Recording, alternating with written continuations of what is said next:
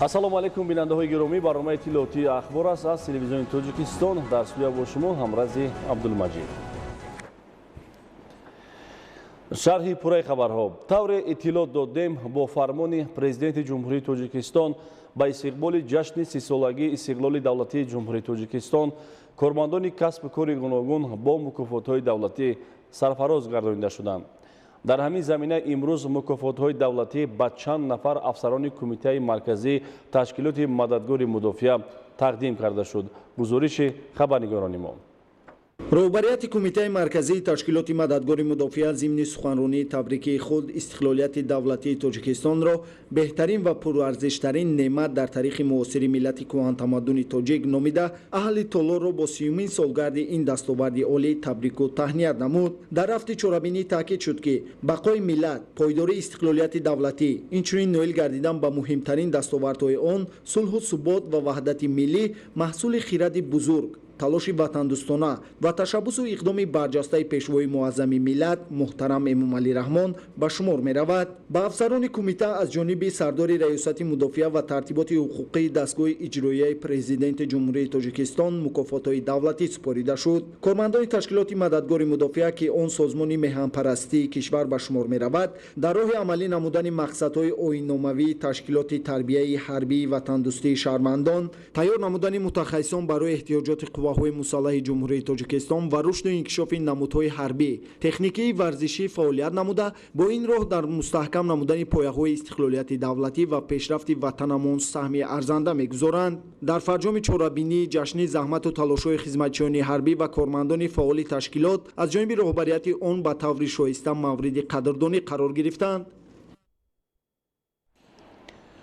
имрӯзҳо ба истиқболи ҷашни сисолагии истиқлоли давлатии ҷумҳурии Тоҷикистон дар вазорату кумита ва ташкилоту муассисаҳо вохӯрӣ ва конференсҳои илмӣ баргузор мегарданд.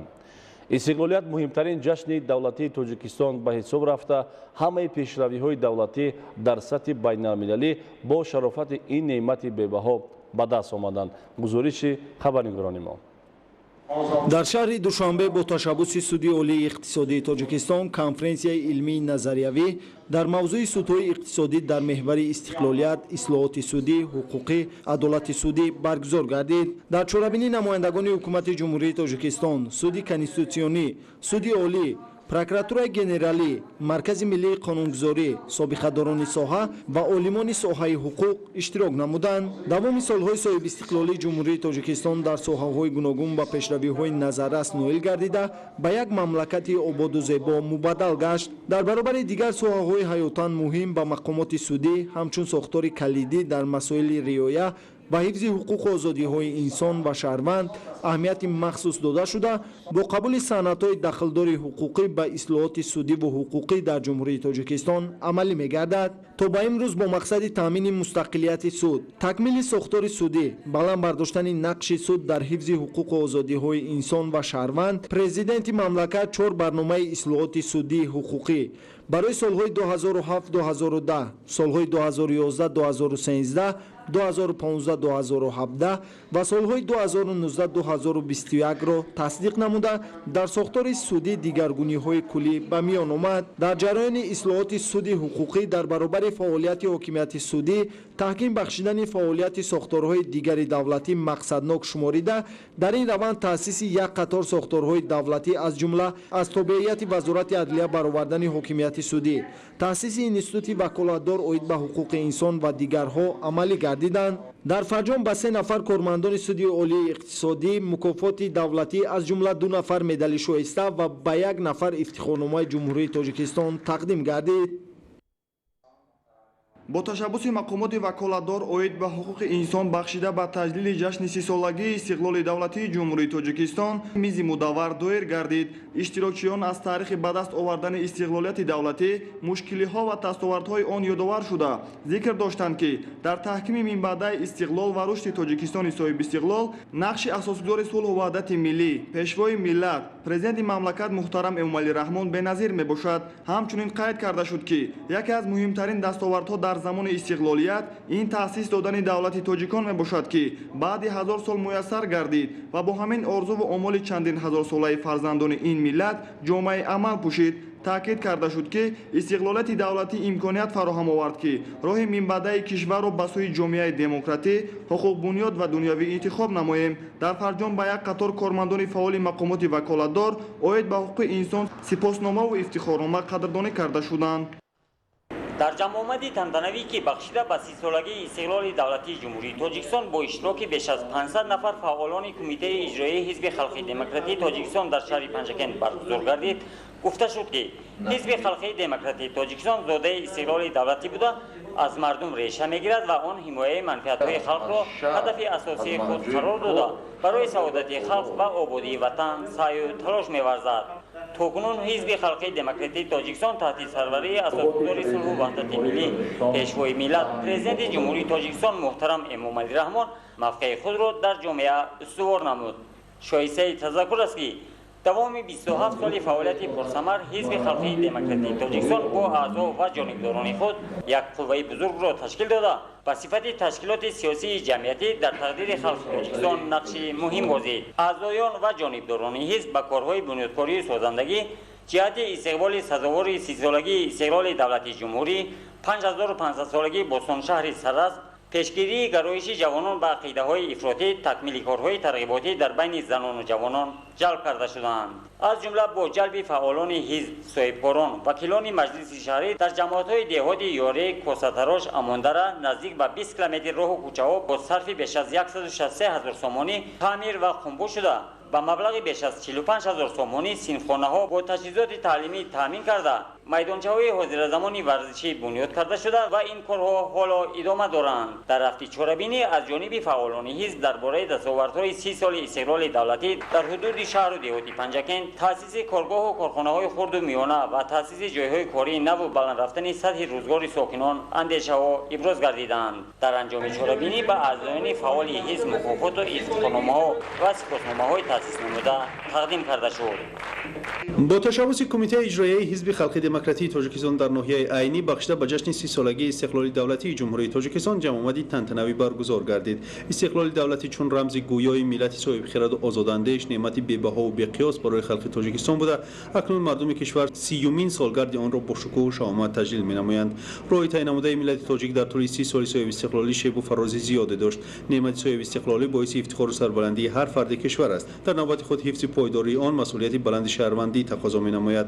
муҳимтарин роҳи расидан ба ҳадафро ҳизби халқи демократии тоҷикистон дар баланд бардоштани сатҳи илму дониш, ҷаҳонбинии илмӣ ва дар андешаи мардум бедор намудани эҳсоси худшиносию ватандӯстӣ ва талош варзидан барои оянда мебинад. тавассути корҳои амалӣ ва роҳандозии чорабиниҳои таблиғотӣ барои пешгирии зуҳуроти номатлуби ҷомеа аз қабили экстремизм, терроризм ва ҷаҳолату хурофот ки ба амнияту осоиштагии кишвар халал ворид менамоянд, чораҳои муассир андешида тадбирҳои зарурӣ меандешанд. ҳизб зери роҳбарии пешвои миллат муҳтарам эмомалӣ раҳмон барои истифода аз арзишҳои маънавии миллат дар шароити ҷоҳонишавӣ кӯшиш карда аҷзгузорӣ ва эҳтироми забони давлатӣ ва дигар муқаддасоти миллиро зарур шуморида тавсия додани фарҳанги сулҳ ва тақвият бахшидан ба ваҳдати миллиро ҳамчун дастоварди нодири мардуми тоҷикистон рисолати худ меҳисобад.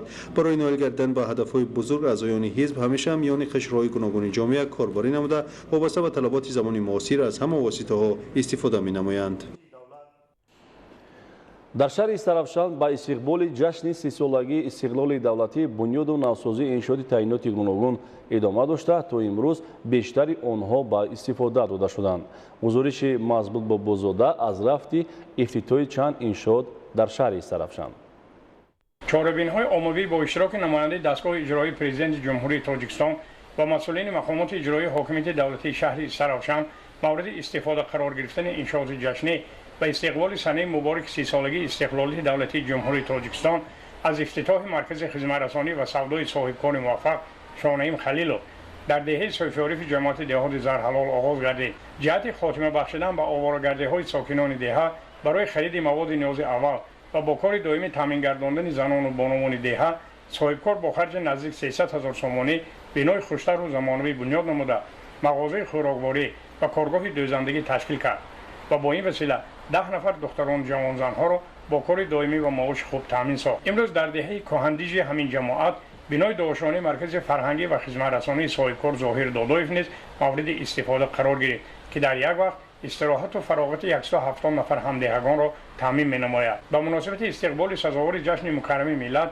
افتتاح بینای دارالشانه سامان صاحبکار زینورا قاسیمова در خیابان استقلال که از داروخانه و کارگاه دوزندگی عبارت است. مورد استفاده قرار گرفتن بینای دارالشانه مرکز سودا و کارگاه دوزندگی صاحبکار مومن سعیدشویف در دهه کنجاق، صنفخانه‌های علاوگی در نزد مؤسسه‌های تحصیلات میانه عمومی رقم‌های 23 و 25 جماعت دهات نوفراد امکان به عمل آورد که نمای شهر و دهات استراحشن بستانی و کلی دیگر گردیده در سالهای عمل رشد دهات، سیاحی و هنرهای مردمی ده‌ها نفر ساکنان بیشغل با کار دائمی و معاش خوب تامین کرده شوند. در حدود بیمارخانه مرکزی با مبلغ 120,000 سومانی از حساب مخصوص اتفاق کسبه کارمندان ساحه تندرستی ورزشگاه معاصر بنیاد و مورد استفاده قرار گرفت. جهت عملی سازی دستورهای 10 ساله بین المللی عمل آب برای رشد استوار در مؤسسه تحصیلات میانه عمومی رقم 35 جماعت دهات نوفراد چاه عمودی و گرمخانه مورد استفاده بری قرار داده شد. در روند تامین آموزگاران و محصلین مکتب و اهل دهه با آب خصوصیت نوشاکی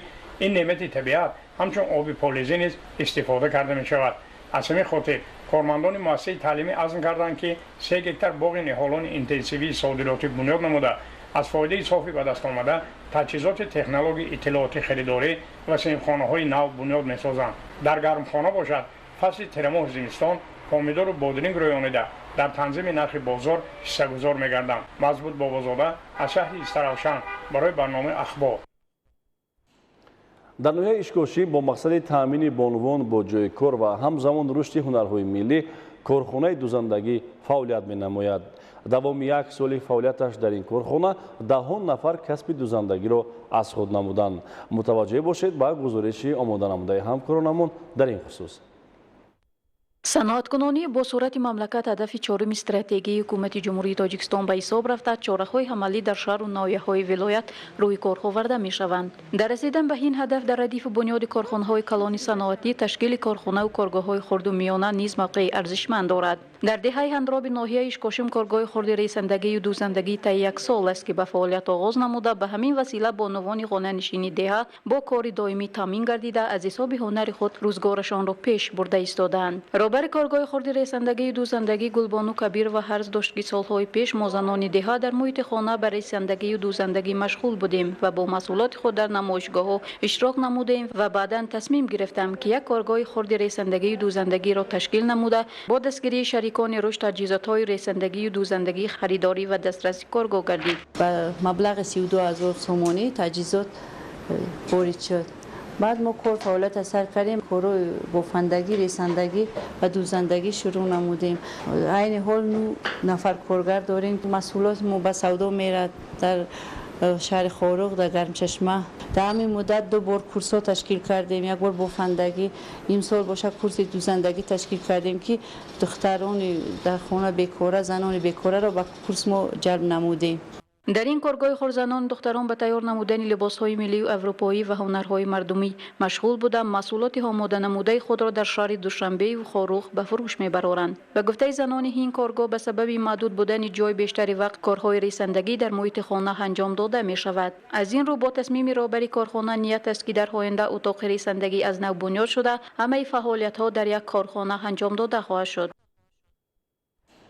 ادامه برنامه اطلاعاتی اخبار با استقبال جشن 30 سالگی استقلال دولتی و بهسازی سطح کار و خدمترسانی کارمندان بخش‌های ثبت اسناد حالت شهروندی در شهر و ناحیه‌های ولایت ختلان آزمون جمهوری فرهنگی و معرفتی را برگزار نمودند. خبرنگاران ما در این خصوص گزارش تهیه نمودند.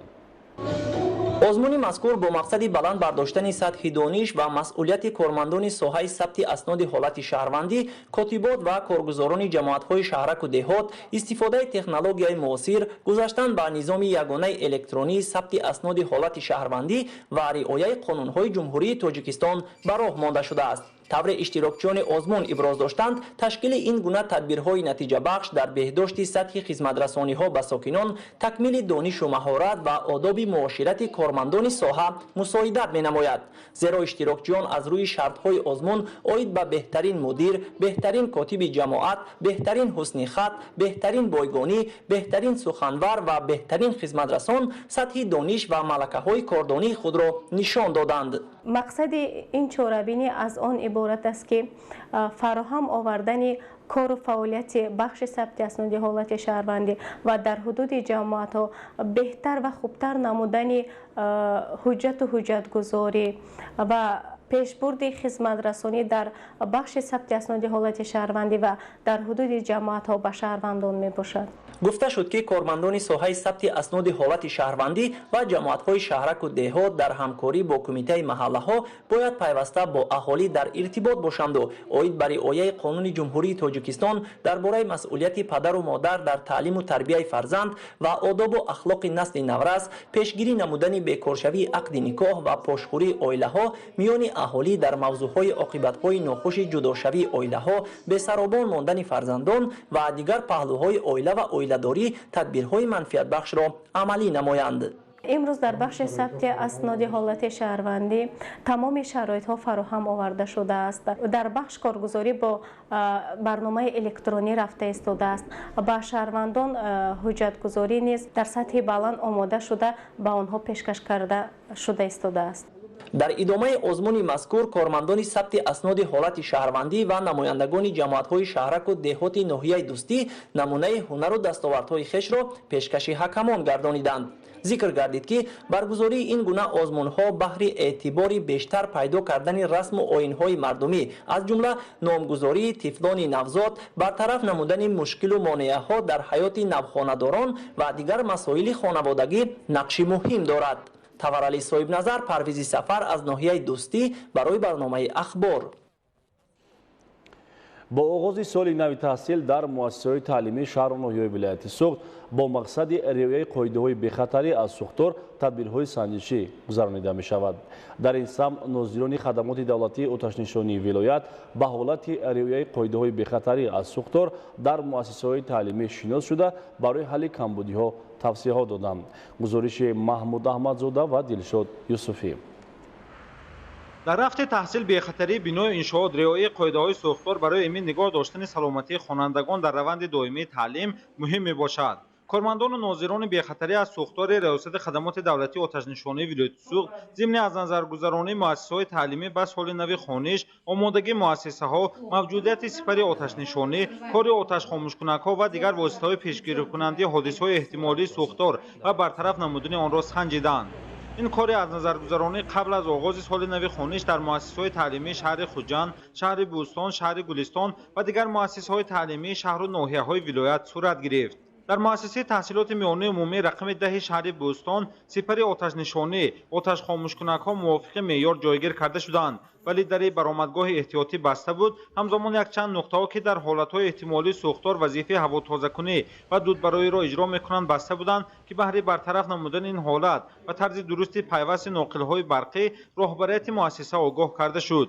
در گیمنازی رقم 1 شهر بوستان که بیش از 1000 نفر خوانندگان در آنجا تحصیل می‌نمایند، سپر آتش‌نشانی و آتش خاموش‌کنک‌ها موافق معیار برای بی‌خطری بنای صنفخانه‌ها آماده کرده شدند. همزمان ناظران خدمات دولتی آتش‌نشانی ولایت سوخت و شهر بوستان حالت کار صنفخانه‌های تعلیمی اساساً لابراتوری‌های مؤسسه، صنفخانه‌ها که در آنجا اشیاء خوانش، کتاب، دفتر، قلم، ایونت‌ها زیادند و مواد زود آتش گیرنده میباشند، از نظر گذراننده با مسئولین و آموزگاران جهت رعایت قاعده‌ها صحبت کرده، طرزهای عمل کردن در حالت احتمالی سوختار، رفت کارهای پیشگیری را فهمانیده و سوال‌ها پاسخ دادند. در اکثر مؤسسه‌های تعلیمی آشخانه‌ها عمل می‌کنند که کار موافق معیار قاعده‌های بی‌خطری در آنها هنگام آماده پیشنهاد کردن غذا، طریق پیش‌های برقی و گازی یا دیگر تجهیزات، طرز جایگیر کردن آنها، پیوست درست ناقل‌های برقی مهم میباشد. و در رفت سنجش آید به قاعده‌های بی‌خطری که به سلامتی کودکان و نورسان، تعلیم گیرندگان مهم است و مسئولین مؤسسه‌ها و آموزگاران فهمانیده شد. در مؤسسه تعلیمی رقم 14 و مؤسسه تحصیلات میانه عمومی رقم 1 شهر گلستان نیز چنین کار سنجشی آید به رعایت قاعده‌های بی‌خطری از سوختار صورت گرفتند. معلوم گردید که به قاعده‌های بی‌خطری از سوختار در مؤسسه‌های تعلیمی اهمیت جدی ظاهر می‌نمایند و تنها کمبودی‌های جزئی در مثال جایگیر کردن سپر آتش‌نشانی در داخل بنا که باید در بیرون بنا جایگیر کرده شوند یا نصب کرده نشدن سیگنال یگانه آگاه کننده در بنا میباشند که در زمینه مطابق با معیارهای بی‌خطری برای تحصیل خوانندگان مهیا نمودن شرایط تعلیم و مسئولین مؤسسه‌ها توصیه‌ها داده شد. بینندگان گرامی، این بود برنامه اطلاعاتی اخبار. خانواده سربلند بمانید.